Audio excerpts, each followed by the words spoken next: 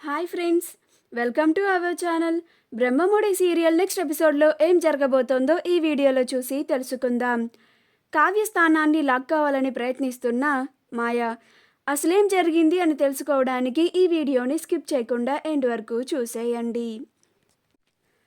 మాయగా వచ్చిన చిత్ర ఇంట్లో అందరికీ కాఫీ చేసి ఇస్తుంది. అయితే ఎవ్వరూ తీసుకోరు. మాయ ఇచ్చిన కాఫీని ధాన్యలక్ష్మి, అపర్ణ మాత్రమే తీసుకుంటారు. మిగతా వారందరూ నిరాకరిస్తారు. అప్పుడు ఆ మాయ ఇందిరాదేవితో, అమ్మమ్మ గారు, నేను మీకు ఇప్పుడు నచ్చకపోవచ్చు, కానీ మీకు నచ్చేలాగా నేను మారతాను అని అంటుంది. అప్పుడు ఇందిరాదేవి, నువ్వు మారతావేమో, కానీ నేను మాత్రం మారను. నువ్వు ఎంత మారినా కానీ నేను మాత్రం అస్సలు మారను. నువ్వు నాకు నచ్చే రోజే రాదు అని అంటుంది. కావ్య ప్రకాశంకి, సుభాష్కి కాఫీ ఇస్తుంది. ఆ తర్వాత స్వప్న కావ్య, కొంచెం కాఫీ ఇవ్వవే, ఇంట్లో చాలా తలనొప్పులు ఉన్నాయి అని అంటుంది. అప్పుడు కావ్య స్వప్నకి కూడా కాఫీ ఇస్తుంది. ఆ తర్వాత టిఫిన్లు రెడీ చేస్తూ ఉంటుంది.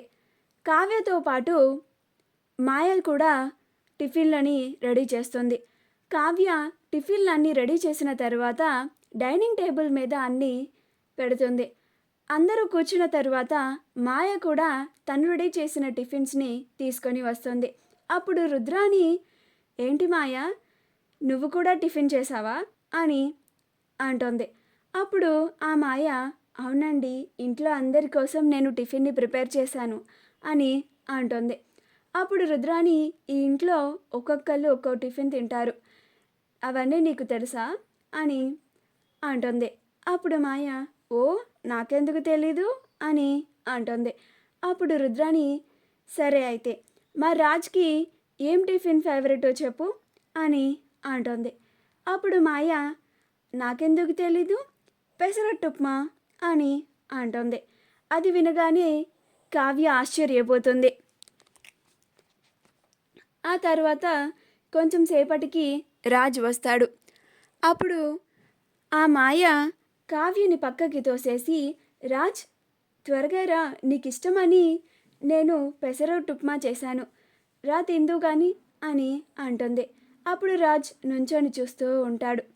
అప్పుడు రుద్రాణి కూడా, చూసావా రాజ్, నీకోసం మాయ పొద్దున్నే లేచి ఈ టిఫిన్స్ అన్నీ ప్రిపేర్ చేసి నీకు ఇష్టమని పెసరట్టు ఉప్మా చేసిందంట, నీకు రా, త్వరగా వచ్చి కూర్చో రాజ్ అని అంటుంది.